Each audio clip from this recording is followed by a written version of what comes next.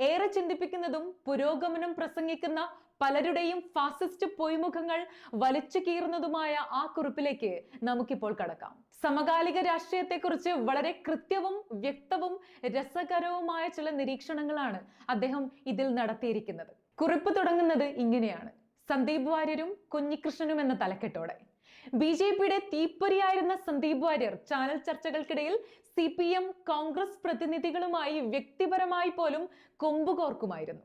Party നേതൃത്വം അവഗണിക്കുന്നുവെന്ന് ആരോപിച്ച് തീവ്ര ഹിന്ദുത്വവാദിയായിരുന്ന വാര്യർ ഒരു ദിവസം BJP വിട്ട് കോൺഗ്രസിലേക്ക് ചേരുന്നു.